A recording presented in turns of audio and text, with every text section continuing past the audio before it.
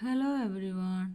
നമ്മൾ ഇന്ന് ഡിസ്കസ് ചെയ്യാൻ പോകുന്നത് difference between switch statement and if else if ladder statement.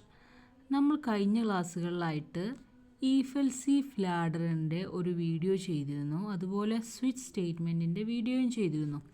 അപ്പോൾ ഇഫ് എൽസ് ഇഫ് ലാഡറിനകത്ത് നമ്മൾ അതിൻ്റെ തിയറി പറഞ്ഞു, പിന്നെ അതിൻ്റെ ഡയഗ്രമാറ്റിക് റെപ്രസെൻറ്റേഷൻസ് ഡിസ്കസ് ചെയ്തു, പിന്നെ നമ്മൾ സിൻറ്റാക്സ് ഡിസ്കസ് ചെയ്തു, വിത്ത് എക്സാമ്പിൾസൊക്കെ ഡിസ്കസ് ചെയ്തതാണ്.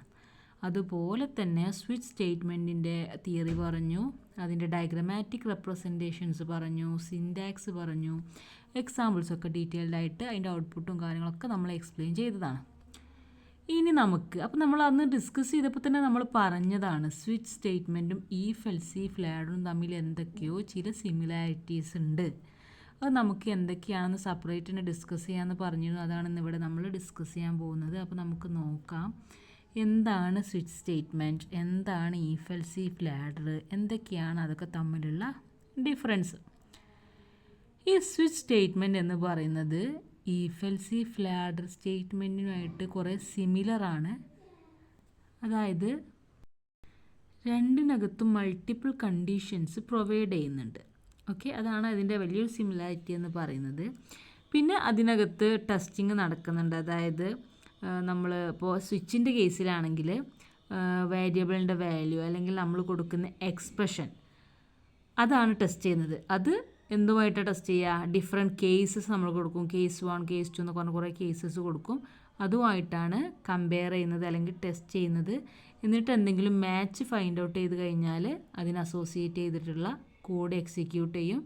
അങ്ങനെ നമ്മൾ നെക്സ്റ്റ് കേസിലേക്ക് പോകും. അതെല്ലാം ഇനി ഫസ്റ്റത്തത് മാച്ച് ആയില്ലെങ്കിൽ നെക്സ്റ്റ് കേസിലേക്ക് പോകും. എന്നിട്ട് മാച്ച് ആവുന്നുണ്ടെങ്കിൽ അതിന് അസോസിയേറ്റ് ചെയ്തിട്ടുള്ള കോഡ് എക്സിക്യൂട്ട് ചെയ്യും, നെക്സ്റ്റ് എക്സിക്യൂട്ട് ചെയ്യും എന്നുള്ള രീതിയിലാണ് പോവുക. ഇനി അതൊന്നും മാച്ച് ആയിട്ടില്ല എങ്കിൽ ഡിഫാൾട്ട് കേസ് എക്സിക്യൂട്ട് ചെയ്യും. ഇനി അടുത്ത് നമ്മൾ ഇഫ് എൽസ് ഇഫ് ലാഡറിൻ്റെ കേസ് പറയുമ്പോൾ ഇവിടെയും നമ്മൾ ചില കണ്ടീഷൻസിൻ്റെ ബേസിലാണ് സ്റ്റേറ്റ്മെൻറ്റ്സിൻ്റെ എക്സിക്യൂഷൻസ് നടത്തുന്നത്. അതുപോലെ സ്റ്റേറ്റ്മെൻറ്റ്സിനെ കൺട്രോൾ ചെയ്യുന്നതൊക്കെ ചില കണ്ടീഷൻസിൻ്റെ ബേസിലാണ്. അപ്പോൾ നമ്മൾ ഈ സ്റ്റേറ്റ്മെൻറ്റിൽ എത്തുമ്പോൾ നമ്മളുടെ കമ്പൈലർ ഇനീഷ്യലി ഓരോ കണ്ടീഷനും ചെക്ക് ചെയ്യും. ഫസ്റ്റ് കണ്ടീഷൻ ട്രൂ ആണോ, അതല്ലെങ്കിൽ നെക്സ്റ്റ് കണ്ടീഷനിൽ പോകും അത് ട്രൂ ആണോ, അങ്ങനെ ഏത് വരെ ഇതിങ്ങനെ ചെക്ക് ചെയ്തുകൊണ്ടിരിക്കും. കണ്ടീഷൻ ട്രൂ ആയ ഒന്ന് ഫൈൻഡ് ഔട്ട് ചെയ്യുന്ന വരെ ചെക്ക് ചെയ്യും. അതൊന്നും കിട്ടുന്നില്ലെങ്കിൽ ലാസ്റ്റ് അതിൻ്റെ എൻഡിലുണ്ടായിരിക്കും ഡിഫോൾട്ടായിട്ടുള്ള സ്റ്റേറ്റ്മെൻറ്റ്, അത് എക്സിക്യൂട്ട് ചെയ്യും. അങ്ങനെയാണ് അതിനകത്തുള്ള പ്രോസസ്സ് നടക്കുന്നത്. അപ്പോൾ നമ്മളൊരു കണ്ടീഷൻ ചെക്ക് ചെയ്തു, ആ കണ്ടീഷൻ ഫാൾസ് ആയി കഴിഞ്ഞാൽ കണ്ടിന്യൂസ്ലി ഇങ്ങനെ ചെക്ക് ചെയ്തുകൊണ്ടിരിക്കും നെക്സ്റ്റ് എൽസ് ഇഫ്. എന്നിട്ട് ഏത് വരെയാണ് ഒരു കണ്ടീഷൻ ട്രൂ ആകുന്ന വരെ ചെക്ക് ചെയ്യും, അല്ലെങ്കിൽ end of the else if ലാഡറിൽ എത്തിയിട്ട് എക്സിക്യൂഷൻ നടത്തും. അപ്പോൾ ഇങ്ങനെയാണ് നമുക്ക് സ്വിച്ച് സ്റ്റേറ്റ്മെൻറ്റിനെ കുറിച്ചും ഇഫ് എൽസ് ഇഫ് ലാഡറിനെ കുറിച്ചും പറയാനുള്ളത്.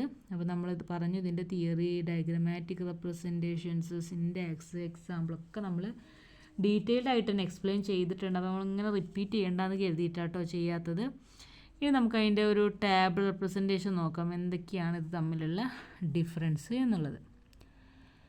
ഫസ്റ്റ് സ്വിച്ച് സ്റ്റേറ്റ്മെൻറ്റിൻ്റെ കേസ് പറയുകയാണെങ്കിൽ അതിനകത്ത് നമ്മൾ പറഞ്ഞു എക്സ്പ്രഷൻ നമ്മൾ യൂസ് ചെയ്യുന്നുണ്ട് സ്വിച്ചിനകത്ത്.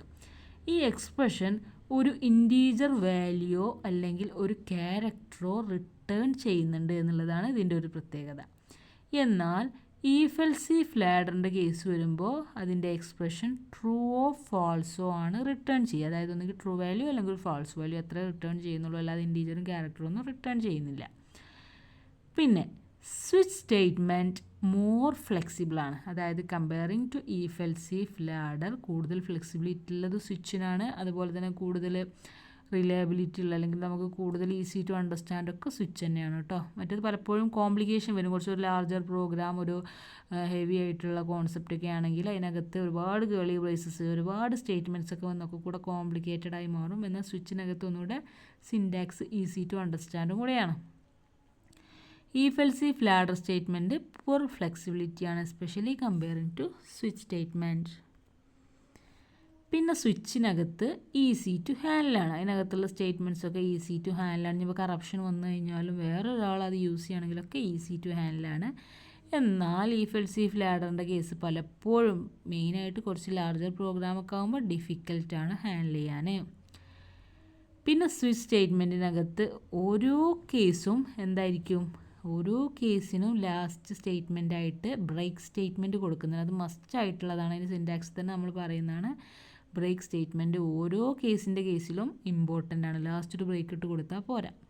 അതായത് സിൻറ്റാക്സ് അങ്ങനെയാണ്. ഈഫ് എൽസ് ഇഫ് ലാഡറിൻ്റെ കേസിൽ അങ്ങനെ ഒരു ബ്രേക്ക് സ്റ്റേറ്റ്മെൻറ്റിന് നെസസിറ്റി ഒന്നുമില്ല. അവരെ കേളി ബ്രേസ് ക്ലോസ് ചെയ്യുന്നതോടുകൂടി നമുക്കത് അവിടെ എൻഡാണ്.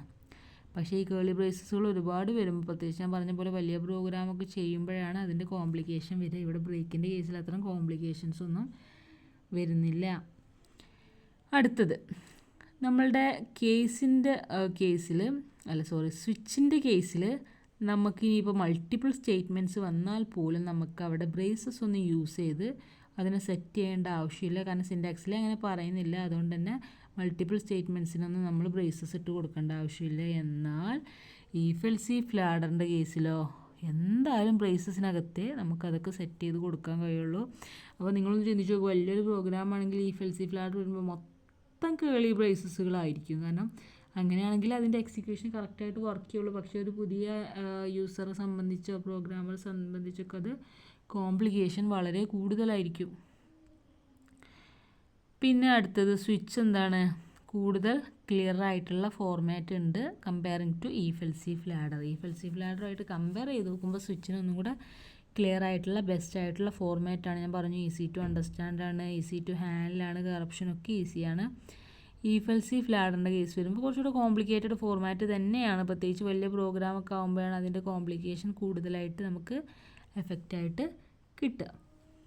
പിന്നെ സ്വിച്ച് സ്റ്റേറ്റ്മെൻറ്റിനകത്ത് നമ്മൾ കീവേഡ്സ് ആയിട്ട് സ്വിച്ച് യൂസ് ചെയ്യുന്നുണ്ട്, കേസ് യൂസ് ചെയ്യുന്നുണ്ട്, ഡിഫോൾട്ട് യൂസ് ചെയ്യുന്നുണ്ട്, ബ്രേക്കൊക്കെ യൂസ് ചെയ്യുന്നുണ്ട്. എന്നാൽ ഈഫ് എൽസ് ഇഫ് ലാഡറിനകത്ത് നമ്മൾ ജസ്റ്റ് ഈഫ് ആൻഡ് എൽസ് പറഞ്ഞ കീവേഡ്സ് മാത്രമേ യൂസ് ചെയ്യുന്നുള്ളൂ. അപ്പോൾ ഇത്രയൊക്കെയാണ് സ്വിച്ച് സ്റ്റേറ്റ്മെൻറ്റും ഈഫ് എൽസ് ഇഫ് ലാഡറും തമ്മിലുള്ള ഡിഫറൻസ്. ഓൾമോസ്റ്റ് സിമിലറാണ്. കാരണം രണ്ടിനകത്തും മൾട്ടിപ്പിൾ സ്റ്റേറ്റ്മെൻറ്റ്സ്, മൾട്ടിപ്പിൾ കണ്ടീഷൻസ് അങ്ങനെയൊക്കെ നോക്കുമ്പോൾ രണ്ടും സിമിലറാണ്. പക്ഷേ അതിനകത്ത് യൂസ് ചെയ്തിട്ടുള്ള ഫോർമാറ്റുകൾ, അത് കൊണ്ടുവരുന്ന രീതികൾ, കോംപ്ലിക്കേഷൻസ്, ഫ്ലെക്സിബിലിറ്റി, അങ്ങനെ ഒരുപാട് കാര്യങ്ങൾ നോക്കുമ്പോൾ രണ്ടും തമ്മിൽ ഒരുപാട് ഡിഫറൻസുകളുണ്ട്. പക്ഷേ ആസ് എ യൂസർ നമ്മൾ ജസ്റ്റ് നോക്കുമ്പോൾ എന്താ രണ്ടും ഒരുപോലെയാണല്ലോ, കുറേ മൾട്ടിപ്പിൾ സ്റ്റേറ്റ്മെൻറ്റ്സ് ചെയ്യുക, മൾട്ടിപ്പിൾ കണ്ടീഷൻസ് ചെയ്യുക എന്നേ നമുക്ക് തോന്നുള്ളൂ. പക്ഷെ ഒരുപാട് ഡിഫറൻസുകളുണ്ട്. പക്ഷേ ഇതുപോലത്തെ ഡിഫറൻസുകളാണെന്ന് മാത്രം. അപ്പോൾ എന്തൊക്കെയാണ് നമ്മളിന്ന് ഡിസ്കസ് ചെയ്തത്? സ്വിച്ച് സ്റ്റേറ്റ്മെൻറ്റ് എന്താണെന്ന് പറഞ്ഞു, പിന്നെ നമ്മൾ if else if ladder statement എന്താണെന്ന് പറഞ്ഞു, പിന്നെ ഞാൻ പറഞ്ഞല്ലോ നമ്മളിതിൻ്റെയൊക്കെ ഡീറ്റെയിൽസ് വളരെ ഡീറ്റെയിൽഡ് ആയിട്ട് തന്നെ നമ്മൾ എക്സ്പ്ലെയിൻ ചെയ്ത വീഡിയോസ് സെപ്പറേറ്റ് തന്നെ ഉണ്ട്. പിന്നെ നമ്മൾ പറഞ്ഞത് ഓരോന്നിൻ്റെയും ഡിഫറൻസ് ആണ്. സ്വിച്ച് ഇൻറ്റീജറും ക്യാരക്ടറൊക്കെ റിട്ടേൺ ചെയ്യുന്നുണ്ട്. ഈഫ് എൽസ് ഇഫ് ലാഡർ ആകുമ്പോൾ ട്രൂ ഓ ഫാൾസ് ഒക്കെയാണ് റിട്ടേൺ ചെയ്യുന്നത്. സ്വിച്ച് കൂടുതൽ ഫ്ലെക്സിബിൾ ആണ്. If else if ladder poor flexibility ആണ്. പിന്നെ സ്വിച്ച് ഈസി ടു ഹാൻഡിലാണ്. If else if ladder difficult to ഹാൻഡിലാണ്. പിന്നെ സ്വിച്ചിനകത്ത് എന്താണ്, ലാസ്റ്റ് ഓരോ കേസിലും ബ്രേക്ക് സ്റ്റേറ്റ്മെൻറ്റ് കൊടുക്കണം. ഈഫ് എൽസ് ഇഫ് ലാഡറിന് ബ്രേക്കിൻ്റെ ആവശ്യമൊന്നുമില്ല. പിന്നെ സ്വിച്ചിനകത്ത് മൾട്ടിപ്പിൾ സ്റ്റേറ്റ്മെൻറ്റ്സ് ഉണ്ടെങ്കിലും ബ്രേസസിൽ ഇടേണ്ട ആവശ്യമില്ല. എന്നാൽ ഈഫ് എൽസ് ഇഫ് ലാഡറിനകത്ത് മൾട്ടിപ്പിൾ സ്റ്റേറ്റ്മെൻറ്റ്സ് ആകുമ്പോൾ വിത്തിൻ ബ്രേസസ് ആയിരിക്കണം. പിന്നെ സ്വിച്ചിനൊന്നും കൂടി ക്ലിയറർ ആയിട്ടുള്ള ഫോർമാറ്റ് തന്നെയാണ്. ഈഫ് എൽസ് ഇഫ് ലാഡറിൽ പലപ്പോഴും കോംപ്ലിക്കേഷൻ കൂടുതലാണ്, പ്രത്യേകിച്ച് വലിയ പ്രോഗ്രാമൊക്കെ ആകുമ്പോൾ. പിന്നെ സ്വിച്ചിനകത്ത് സ്വിച്ച്, കേസ്, ഡിഫോൾട്ട്, ബ്രേക്ക് എന്നൊക്കെ പറഞ്ഞ് കുറേ കീവേഡ്സ് യൂസ് ചെയ്യുന്നുണ്ട്. നമ്മുടെ ഈഫ് എൽസ് ഇഫ് ലാഡറിനകത്ത് ജസ്റ്റ് ഈഫും എൽസൊക്കെ യൂസ് ചെയ്യുന്നുള്ളൂ. അപ്പോൾ ഇത്രയൊക്കെയാണ് നമുക്ക് തമ്മിലുള്ള ഡിഫറൻസ് പറയാനുള്ളത്. അപ്പോൾ കോൺസെപ്റ്റ് എല്ലാവർക്കും ക്ലിയർ ആയിട്ടുണ്ടാവുമെന്ന് വിചാരിക്കുന്നു. ഓക്കെ.